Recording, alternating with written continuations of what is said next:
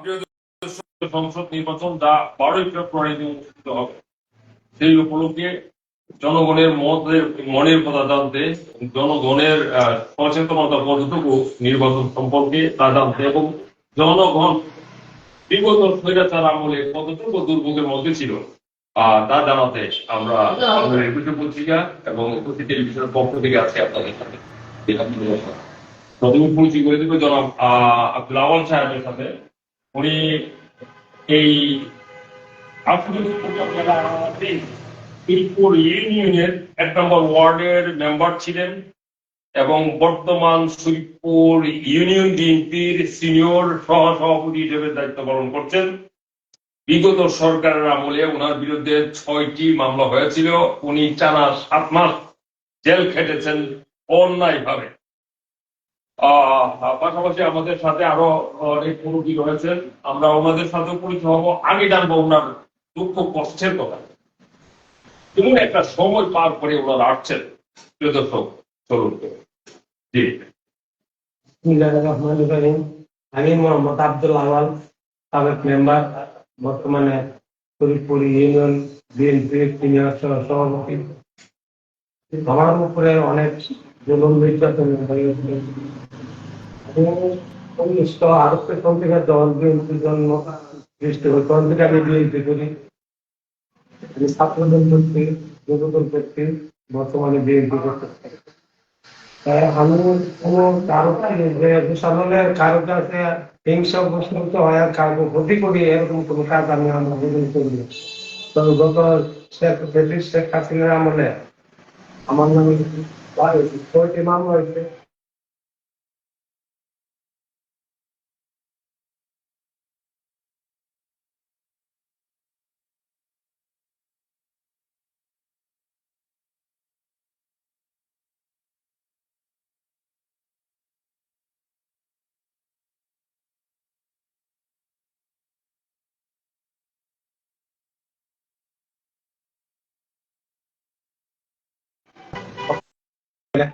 আমার বিচার হতো, আমি অন্যায় করলে কিছু করি নাই। আমাদের উপরে আমি তো 5 বছর বাড়ি থাকতে পারি না, বাইরে লুকায় দিয়েছিলাম। অনেকদিন আমাদের ঘর থেকে উড়াই নিয়ে আসে, বিভিন্ন জায়গাতে নিয়ে আমাদের জিজ্ঞাসা করতে পরে আর থাকতে পারি নাই। অনেকদিন আমি 5 বছর বাইরে কাটাই গেছি। যখন শেখ হাসিনা পলাইল 5ই আগস্টে, তখন আমি পরের দিন বাড়িতে আছি। আল্লাহর মতো আমি ভালো আছি, আপনারা আমার জন্য দোয়া করবেন। আমি খুব কষ্টে আছি। আমার যাতে মানে সব দিক দিয়ে আমার উপরে আমার খাওয়া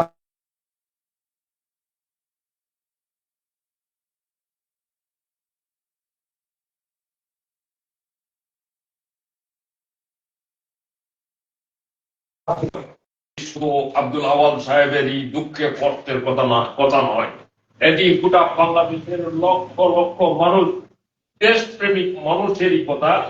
বিগত ফ্যাসিস্ট সরকারের আমলে ওনারা গায়েবী মামলার নামে এই অমানবিক মামলার শিকার হয়ে নির্যাতনের শিকার হয়েছেন, জেল খেটেছেন টানা এই 6 মাস 7 মাস।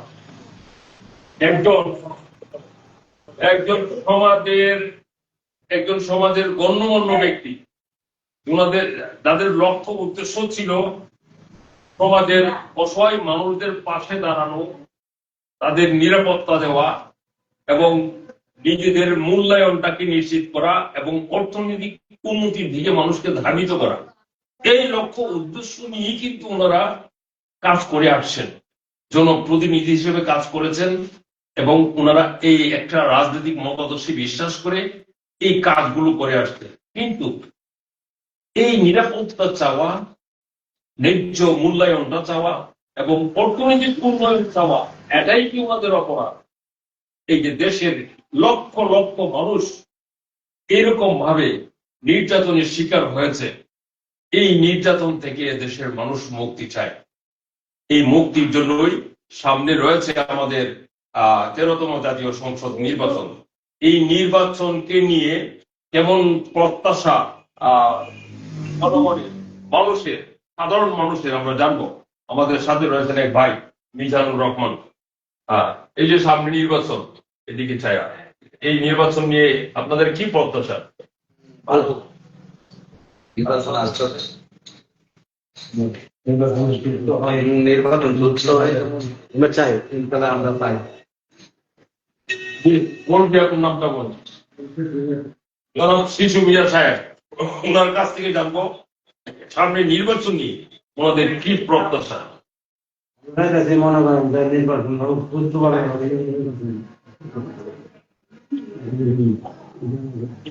সুস্থ এবং শান্তিপূর্ণ একটা নির্বাচন চাচ্ছেন ওনারা।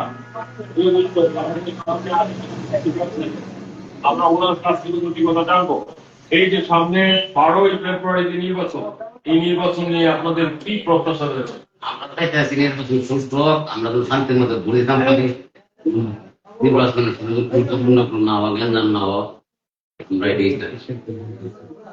আরেকজন মুরব্বী রয়েছেন আমাদের, ওনার কাছ থেকে জানবো।